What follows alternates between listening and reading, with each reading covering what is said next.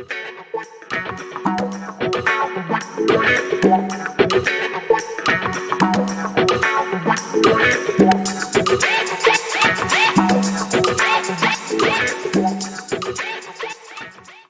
good afternoon. Welcome to another edition of Dream to Destiny, wherein I bring in personalities to hear their inspiring stories, which will make us to dream more and carve a destination.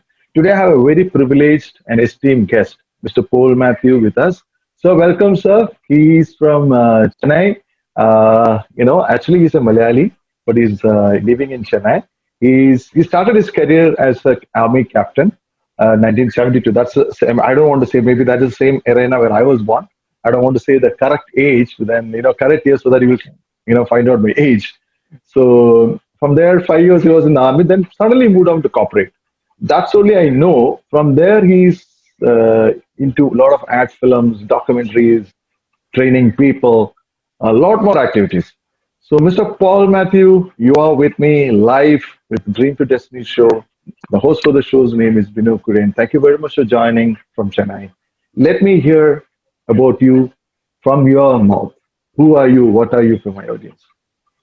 Thank you, Bino. I would like to go a little back, further back from the army. Okay. I was in a kind of a minor seminary studying for priesthood with the Really? fathers. That's A place called Sadupadesha College. Uh-huh. Now, this is in Bangalore, Hennur. Mm-hmm. At that time, this was the only building in that entire area, granite building. And this was my kind of formative alumna, my, what do you call it, my alma mater. And there, we were trained to be preachers. Okay, great. Part of the preacher training, preaching is about also putting the fear of hell into people and, make them, sort of, wake up away from sin and so. So I know. theater was a compulsory part of our education. Okay. Right. So every year we had to do a couple of minor productions and one major production directed by one of the faculty. And it was extremely interesting because I did about 2 or 3 very interesting plays. And it came to a point where I wanted to take up theater as a career. So I left the minor seminary. I did not continue into novitiate and priesthood. I left after finishing my senior Cambridge. And then I joined college to take up literature, to do more theater. And just so happened that some of my friends, I was never into Cubs or Scouts or Guides or anything of sort, but some of my friends went for SSB, got selected, got into the army. I went, I was selected, and I got into the army. It was an accident. Okay, all right. But I loved the army. And those 5 years were some of the most exciting, challenging, and in terms of learning, some of the most powerful years of my life. I was commissioned 2 weeks before my 20th birthday, and as a second lieutenant. And I was posted initially to Allahabad, where we were looking after a prisoner of war camp after the 71 war. And then I moved to Sikkim, where I was posted on the pickets as an artillery observation officer on the pickets on the McMahon line overlooking Chinese territory, overlooking Tibetan territory. At minus 30, minus 40 degrees. And there I was, I had a very interesting experience of being in the mountains. And mountains can be an extremely powerful environment for learning, for humbling a person. You see this massive peaks around you and snow-capped peaks. And the valley is far down below. And you realize your insignificance. You are just a small person. That's why hill tribes are mostly far more gentle than you find in the plains, because in the plains you stand up and you're the tallest person around, or the biggest thing around. So you think, I'm so and so. But the mountains, you don't feel that because there are these huge peaks all around you. I know. So anyway, in the army, I spent some of my vacations, instead of coming home on leave, I spent it doing theater with civilian directors. And I got to a stage where I wanted to do theater full time. So even though I loved the army, I asked for release after my service, 5 year service was over. I asked for release, and I came out intending to do full time theater.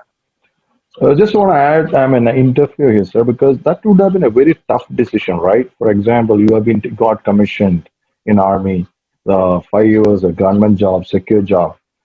I mean, you got all the privilege like a lieutenant colonel. How did you take that decision? Many of us, because I know personally, like including me, I had a tough challenge of leaving a high-paid corporate job and coming back what I love to do. And this question why I'm asking is there are many people out there, the tough decision to change over from a corporate job or a heavily secure job, I would say, even not a private job. I left a private job, he left a government job. So how did you do that? How did you, and that young age? Well, I knew that if I continued in the army, I would not be able to do theater, meaningful theater, though I managed to do during the vacations, because up to a captain and even up to maybe a junior major, you can more or less take things, quite free. But from then onwards, you need to focus on your career. You got to pass your Part D exam. You got to go think of going to staff college and or a long gunnery staff course. And unless you get focused on a career, which means you don't have time for anything else, which is fine. For the army, it is fine. And had I continued in the army, I would have probably gone in for all those things. But I realized that if I didn't do theater, the joy of having the floodlights on your face, the joy of seeing the audience response, the joy of getting into a different character, these were for me very powerful highs. So I realized that unless I do theater, I would not be comfortable. But I wanted to do experimental theater, not commercial theater. Nothing wrong with commercial theater. I mean, you can always take a ready-made play, a successful play, and do a commercial play and make big money. But I wanted to do experimental work, and that offers very little money. So I felt the need for a job, joined Avery India selling weighing machines as a sales executive, then joined Godrej where I worked for 21 years, ending up as regional manager, South India, looking after the 4 southern states. And alongside, in Godrej, I continued doing theatre because Godrej's management was extremely supportive that you should have extracurricular or lateral activities because it hones you, it sort of develops you in the other work area also because you get a whole rounded kind of a personality, communication. As a salesperson, all the more they were supported. And therefore, I found time to do a lot of theatre in Chennai. And Chennai has got a lot of theatre happening. And anybody can walk into any group as long as you're committed, as long as you have the time, and as long as you suit the role, obviously. I understand. And sorry, go ahead. No, so that 21 years you worked, you said after the army, you were 21 years in the system at Godrej. That's where you, parallelly, you were working as well as you also nurturing your passion. Is that understanding correct, sir? That's right, yes. Yeah. And then it so happened very strangely. In Godrej, of course, we were doing a lot of training programs, going for programs in communication, sales, selling skills, some integration, bonding, energizing, and all these kind of, lot of these programs. And I realized that all these ideals that we were hoping to attain through training, external training, was happening by default every time a good theatre group came together. Instant integration, total beyond age, beyond gender, beyond experience, total collaboration where every actor, every function, stage, sets, lights, props, everybody invests in each other's good performance. Because everybody knows unless your audience applauds and gets up and applauds, no play, no role, no performance, no set, no light has been worth it. So I found intense collaboration, tremendous creativity, because no theatre group ever has all the money for all the props and sets design that they need, that they want. So you create, like in our play based on Bashir, a set of aluminium vessels becomes a gramophone. 3 bamboo sticks and umbrella frame becomes a mangosteen tree. 3 lorry tires become a well. Yeah, okay. You realize that unbelievable creativity and innovation happens. People spend hours on working together. Commitment after work, they come and rehearse. So I found commitment, collaboration, creativity, time management, enjoying challenge, enjoying change. It has been Mhm. proved that an actor on stage goes through the physical symptoms of an accident victim, but no actor says theater is stress, it is fun, relaxation. Mhm. Mountaineering, I did mountaineering, a lot of mountaineering in the army. No mountaineer says mountaineering is stress, fun, relaxation, even when your life is at stake.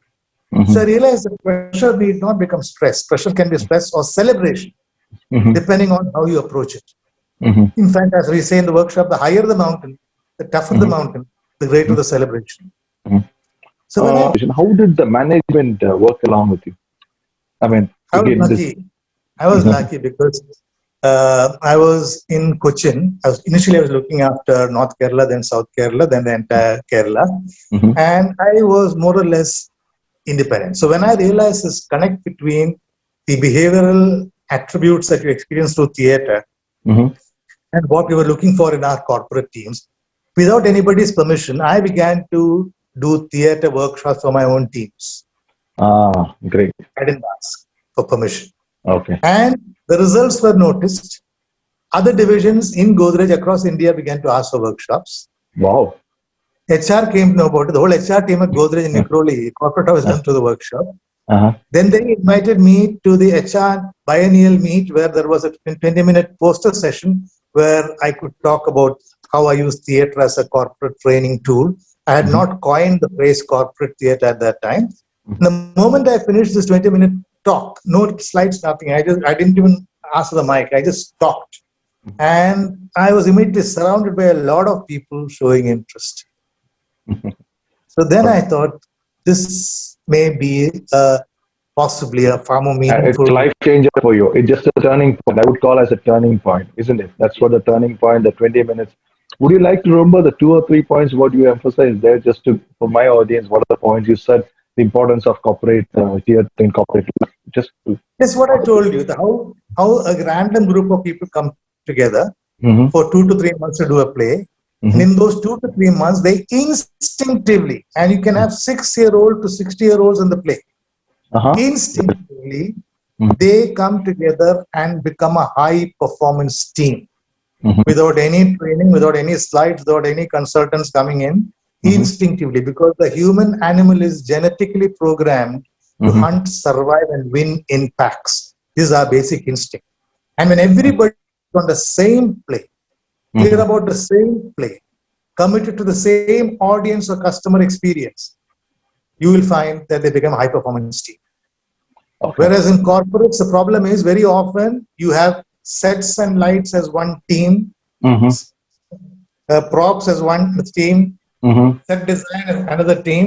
Mm-hmm. So each team will be each function is defined as a team, praised as a team, and Mm-hmm. therefore more of silos, more of functional loyalty than I know. I know. loyalty. Okay. What about People the are, egos? You think that corporate life, I mean, theater will bring down the egos, or you see, I want to perform well because we both are competing for a role. Is it become a healthy competition, or is it become an ego that I want to bring? How does it happen? I mean, what is the the difference scenario? in corporates is you compete within the same team in many organizations. I'm not saying all. Many Okay. organizations you have policies which create competition with the same team, the bell curve. Mm-hmm. The top 10 will be rewarded, bottom 10% will be sacked. So in Correct. the same, if you perform better than me, I will feel insecure because Mm-hmm. if you get in the top 10, it's that much more difficult for me to get there. Exactly. So you Yeah. see, your excellence threatens me, my excellence threatens you. Theater, Mm-hmm. nobody becomes the same. They have got very strong egos, otherwise they wouldn't be on stage. Mm-hmm. But we are doing a play together. If you Mm-hmm. don't perform well, I also lose. If I don't perform well, you also lose. Okay. I think the somebody was telling me it is just the reaction that makes another person perform well. The reaction what you give to me, I perform well. So that's the difference in the theater and the corporate life. You take And it, you every choose. actor is doing their best to energize the other actor. Okay, To great. make sure that, for example, in the scene in the Bashir play where I'm being kicked across the stage and Mm-hmm. I'm trying to position myself in such a way Mm-hmm. that the person who's kicking does not feel self-conscious or worried about hurting me. And Mm-hmm. he is doing his best to make sure it looks real but doesn't hurt me. Mm-hmm. Because both of us, I want him to kick, but I don't want it to look like a kind of a half-baked scene. So you find everybody invests in everybody else's performance. Similarly, light and sound, sets, props, costume, everybody is clear unless the audience applauds. Nothing has been worth it. So you find that it is very simple. Everybody needs to be clear about the same play. Everybody needs to be aligned to the same customer experience. And everybody must know that unless the other person wins, I cannot win. And this is what happens in team. So from there, that is not the, I think that's a turning point. You have successfully, I think what I want to tell all my audience is that, he had a dream, which understood his passion, understood his strength at the age of whatever it is after leaving the, army. From there, he started nurturing it. He took the goal was already set. He started nurturing it. He came back to the normal 9 to 6 job. Along with this job, because he was not secure enough to leave and go after his passion. So he cultivated 21 years. He parallelly worked his passion. So that's a message for you and me and who's listening. It's, if you have a very passion, don't die with the passion. You have to really cultivate the passion, learn the passion, work out, create some memories. Right, sir? I'm just trying to understand and, reiterate to my audience that this is what I understood. Absolutely. So he was patient enough. And I think he told me when I met him, 47 days, he told me one thing, you are so young. I left. It was almost 2 years before, or rather 3 years before. He said, I left the thing at the age of 47. I took a broad decision, or I would say a brave decision, 47, leave my job, private job, and, be in my theater. So he put all his effort to be secure himself, and he just came back. And now the story is halfway through. It's better that, maybe from there, he had a lot of. Do you have any challenges in 21 years? I think you should have been very comfortable. There should be some challenges to be fully for your passion and get just work for. So that is very, you have something else to do in your mind, and the job is creating hindrance. Suppose a play is going to come on a Saturday, but you have another business meeting a week, sales meeting. So these challenges, how did you manage? Well, I would tell my head office, vice president, who was a divisional head, that there is a play that is happening, and its performance, the show will be in October on so and so dates. I'll send him at least 2 months in advance, because it takes about 2-3 months before you to do a play. And I tell him that I would like to commit to the play. Do I have your permission? And they were good enough to tell me, yes, go ahead. Oh, wow, and that's good. Once the premiere of The Dreams of Tipu Sultan, the international premiere was in Chennai. Girish Karnad was in the audience. He's the person who wrote the play. And 2 weeks before the actual show, when the rehearsals were at full swing, they said there's a regional managers conference in Bombay, please come. I said, I cannot come, because if I'm not there, there's 80 people in the cast. 80 other people will find it difficult to rehearse. And the show is just 2 weeks ahead. And they said, all right. And they called me after the play. They called me for a conference alone. That was how good and supportive they were. I was fortunate. I think you are very fortunate. I believe. I mean, you should be very thankful to your staff as well as the environment that a lot of things happen in your way. I mean, that should be happening for everyone. I wish. And from there, 21 years, you took a. How many plays you would have done so far? I mean, till that time, maybe you said Tipu Sultan, and how many plays you would have? Well, I can't really remember, but in the school itself, I did about 3 or 4 plays. Army, I did about 5 major plays. Ever since then, I've been working with Living Theatre, Cochin, Yogatharmi, Kochi, where I attend workshops. Then in Madras, with Madras Players, with Magic Lantern, with Masquerade, and now I'm primarily with a group called Perch, performers at Chennai. We did the Bashir plays and various other plays. Okay. So I've lost count. I've done lost count. That's it. And you write a play? You write the play and act on it, or you just, what is your role in the play? You're an actor or a director or a screenplay writer? I'm primarily an actor, but I have also written plays which have been produced. In fact, one of my plays which is still running is called Chervannu Diaries, based on my experience as a typewriter salesman in North Kerala. I've done about 24 shows of that across India. That's a play that I have written. And just 27th of February, we did a play called The Divorce on Zoom.